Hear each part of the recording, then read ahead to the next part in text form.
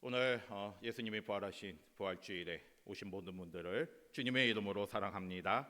아멘. 우리 옆에 분과 반갑게 인사합니다. 주님의 이름으로 사랑합니다. 함께 축복합니다. 주님의 이름으로 축복합니다.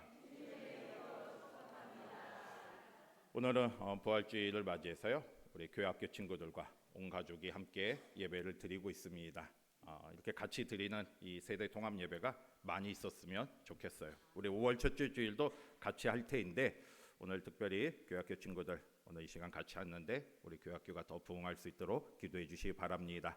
오늘은 부활주일이잖아요. 그러니까 우리가 서로 사랑한다, 축복한다 했는데 또 하나 인사를 하겠습니다. 어떤 인사를 했으면 좋겠습니까?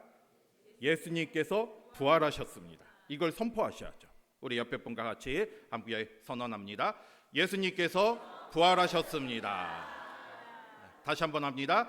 예수님께서 부활하셨습니다. 아멘. 우리가 입술로 선포한 것처럼 온 세상을 향해서 예수님의 부활을 증거하며 살아가는 우리 모두가 되시기를 바랍니다. 우리가 이제 말씀 후에 오늘은 성찬식이 있고요, 또 부활절 칸타타가 있습니다. 그래서 조금 짧게 말씀을 전하도록 하겠습니다. 여러분, 예수님의 부활을 믿으십니까?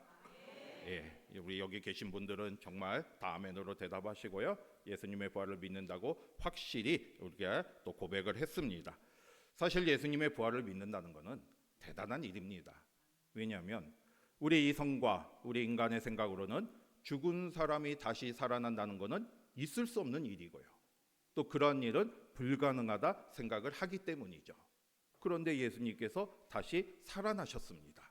이거는 예수님께서 불가능한 일을 하신 것이죠. 여러분, 그러면 예수님의 부활을 우리가 어떻게 믿을 수 있겠습니까? 물론 여러 가지 말씀을 통해서, 또 여러 가지 상황들을 통해서, 또 나의 믿음을 통해서 우리가 예수님의 부활을 고백하며 선언하며 믿을 수 있는데, 여러 가지 증거들 중에요, 저는 이 기독교가 이 세상에, 온 세상에 전파된 것 그 자체가 예수님의 부활의 증거라고 생각을 합니다. 여러분, 예수님의 부활하신 후에요, 여러 사람들에게 나타나셨어요. 그리고 그 부활의 모습을 증거하셨습니다. 이게 많은 사람들이 예수님의 부활을 직접 눈으로 목격했어요. 그리고 그거를 증언하며 살았습니다. 이게 부활을 목격한 사람들의 증언을 통해서 우리 기독교가 이렇게 온 세상에 전파되기 시작한 것이고요. 그래서 지금 많은 사람들이 예수님을 믿게 된 거고, 저와 여러분도 예수님을 믿을 수 있게 된 거예요. 여러분, 특별히 제자들의 모습을 한번 생각해 보세요. 예수님의 제자들은요, 이 부활하신 예수님을 목격하기 전과 예수님의 부활하심을 목격하신 후가 완전히 달라요.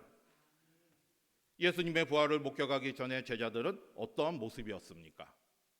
두려움과 불안 속에 있었던 것이고요, 미래에 대한 염려 속에 있었고요, 또 낙심과 좌절 가운데 빠져 있었습니다. 그런데 이 제자들이 예수님의 부활을 목격했어요. 부활하신 예수님의 제자들을 찾아왔습니다. 그리고 눈으로 봤어요. 그 뒤에는 제자들이 완전히 변화가 되었고, 그들은 부활의 증인된 삶을 살아가게 된 겁니다.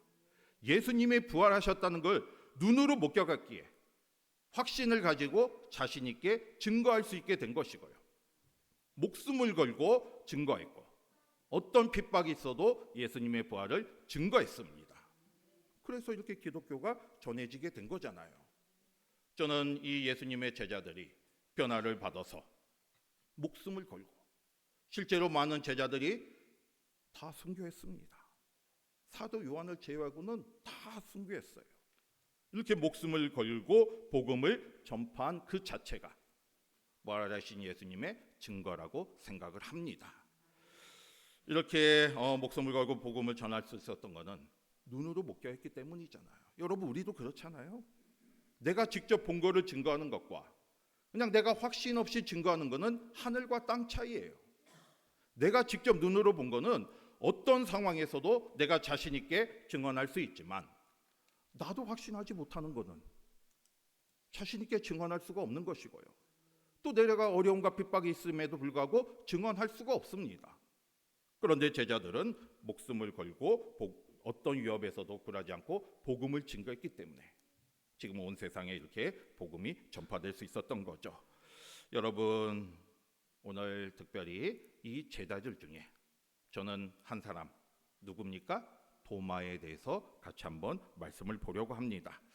예수님께서 부활하신 후에 이렇게 제자들에게 나타나셨어요. 부활하신 저녁에 제자들이 모여 있는 곳에 나타나셨는데 마침 그곳에 도마는 없었어요. 도마는 그 예수님의 부활을 그날은 목격하지 못했습니다. 근데 나중에 이제 예수님이 가신 후에 제자들에게 이제 왔더니 이제 제자들이 무슨 이야기를 했겠습니까? 우리가 부활하신 예수님을 봤다? 이렇게 이제 증언을 한 거죠. 도마에게. 그런데 도마는요, 어떤 반응을 보였습니까? 여러분 25절 한번 보겠습니다. 25절 같이 볼게요. 25절 보겠습니다. 25절 시작. 다른 제자들이 그에게 이르되 우리가 주를 보았노라 하니 도마가 이르되 내 손가락을 그 못자국에 넣으며 내 손을 그 옆구리에 넣어보지 않고는 믿지 아니하겠노라 하니라. 아멘. 도마는 처음에요, 다른 제자들이 전해준 예수님의 부활 소식을 믿지 못했습니다. 다른 제자들이, 동료들이 우리가 부활하신 예수님을 만났다고 하니까 뭐라고 이야기를 합니까? 나는 믿지 못하겠다. 내가 직접 부활하신 예수님을 보기 전에는 나는 믿지 못하겠다. 내가 그 예수님의 손의 못자국과 또 옆구리의 창자국을 만져보기 전에는, 내가 직접 그거를 확인하기 전에는 나는 믿지 않을 것이다. 이렇게 이야기했어요. 그만큼 부활은요, 믿기 어려운 이야기입니다. 지금 도마는 어떻게 보면 가족과 같은 동료들이잖아요. 동고동락한 동료들이 예수님의 부활을 증거했음에도 불구하고 믿지 못하고 있는 거예요. 그만큼 예수님의 부활은 믿기 어려운 일입니다. 지금 저와 여러분이 예수님의 부활을 믿는다고 고백했잖아요. 그 자체가 하나님의 큰 은혜임을 깨닫기를 바랍니다. 이렇게 부활의 예수님을 이렇게 도마가 믿지 못한다고 했을 때 8일째 되는 날 예수님이 다시 나타나셨어요. 근데 그때는 제자들이 두려워가지고 이제 시간이 점점 지나니까 두려워서 문을 잠그고 모여 있었습니다. 그때 예수님이 나타나셨는데 그때는 도마가 그 자리에 있었어요. 그래서 예수님께서 제자들에게 너에게 평강이 있을지어다 말씀하신 후에 특별히 도마를 향해서 무슨 말씀을 하셨습니까? 그러니까 예수님은 그 도마의 마음을 아시고 계셨던 거죠. 27절 같이 보겠습니다. 27절 같이 볼게요. 27절 봅니다. 시작. 도마에게 이르시되 내 손가락을 이리 내밀어 내 손을 보고 내 손을 내밀어 내 옆구리에 넣어보라. 그리하여 믿음 없는 자가 되지 말고 믿는 자가 되라. 아멘. 특별히 도마에게 무슨 말씀을 하셨습니까? 내 손가락을 내 몸에 한번 대보라는 거예요. 지난번에 동료들이 부활을 증거했을 때 도마가 믿지 못하겠다고 했잖아요. 내가 직접 만져보기 전에는 나는 믿지 않을 것이다 이렇게 이야기했잖아요. 그러니까 지금 예수님께서 나타나셔서 지금 말씀을 하신 겁니다. 직접 내 몸을 만져봐라. 그 손의 못자국을 만져봐라. 그리고 내 옆구리를 만져봐라. 이렇게 말씀하셨어요. 여러분, 우리 이 말씀을 보면요, 예수님께서 어떠한 몸으로 부활하셨는지를 알 수가 있습니다. 어떤 몸인가요? 그 상하신 그대로 부활하셨어요. 몸에 창자국이 있고 손에 못자국이 있는 그대로 부활하셨습니다. 그런데 또 우리는 어떤 몸인지를 또 어떻게 알 수 있습니까? 우리가 생각하는 그런 어떤 우리의 몸이 아니라 신비한 몸으로 부활하셨음을 우리가 생각할 수 있어요. 왜냐하면 지금 제자들이 문을 잠그고 모여 있었거든요. 근데 그곳에 들어오셨다는 것은 또 우리가 생각할 수 없는 어떤 신비한 존재를 가지고 있음을 알 수가 있습니다. 이게 예수님의 부활하신 몸은 어떻게 보면 실제로 존재하면서도 또 시간과 공간을 초월하신 신비한 몸으로 부활하셨음을 알 수가 있습니다. 그때 어떤 일이 일어납니까? 도마가 어떻게 대답합니까? 28절 같이 한번 보겠습니다. 28절 볼게요. 시작. 도마가 대답하여 이르되 나의 주님이시여 나의 하나님이시니이다. 아멘. 여러분, 도마가 예수님의 몸을 만졌을까요? 안 만졌을까요? 성경에는 뭐 정확하게 기록하지 않았지만 여러 가지 정황상 의심이 많은 도마는 당연히 예수님의 몸을 확인을 했을 거예요. 확인을 하니까 확실해진 거죠. 손의 못자국을 만져봤습니다. 옆구리의 창자국도 만져봤어요. 확실하게 느낄 수 있었습니다. 예수님이 살아계심을 느낄 수 있었어요. 그래서 도마가 무슨 고백을 합니까? 나의 주님이시오 나의 하나님이시다. 이거는 베드로의 신앙 고백과 맞먹는 굉장히 중요한 신앙 고백이에요. 부활하신 예수님을 만난 후에 도마는 이렇게 신앙 고백을 합니다. 예수님은 나의 주님이시고 나의 하나님이심을 자신도 모르게 고백한 거예요. 나의 주님이라는 것은 모든 만물을 다스리는 나의 통치자라는 거잖아요. 나의 하나님이라는 것, 죽음의 권세를 이기신 하나님이심을 고백한 겁니다.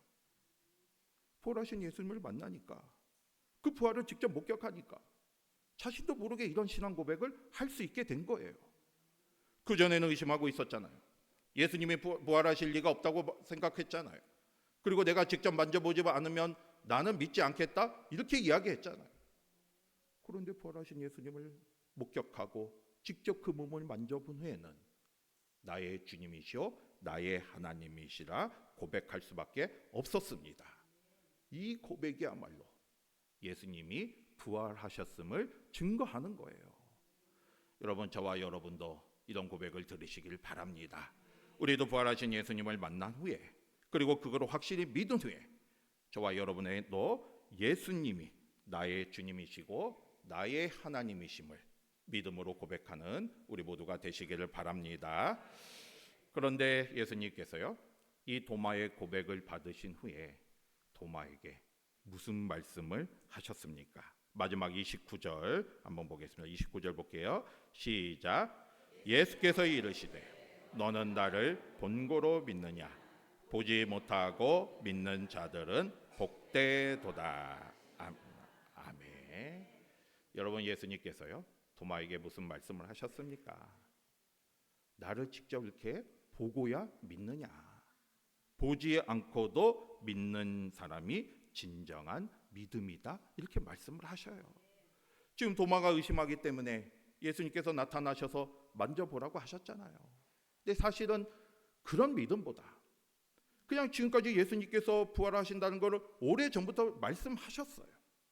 이거는 그냥 새롭게 일어나는 일이 아니라 이미 오래전부터 예수님이 말씀하신 그런 사건입니다. 그러면 그 예수님의 말씀을 믿었으면 당연히 예수님이 부활하셨을 때 그거를 보지 않고도 믿을 수 있어야죠. 그게 진정한 믿음이라고 예수님이 말씀하셨고요. 그런 사람이 복되다고 말씀하십니다. 여러분, 보이는 거는 누구나 다 믿을 수 있어요. 눈에 보이는 거는 다 믿을 수 있어요. 그런데 보이지 않는 것을 믿는 것이 진정한 믿음입니다. 우리는 말씀을 통해서 예수님의 뜻을 깨달을 수가 있는 것이고요. 또 다른 사람들, 먼저 믿은 사람들의 복음을 통해서 예수님에 대해서 알 수가 있습니다. 우리가 그걸 듣고 말씀을 통해서, 복음을 통해서 예수님을 믿는 그 믿음이 참된 믿음이 되는 거죠. 예수님께서 그렇게 말씀하시는 거예요.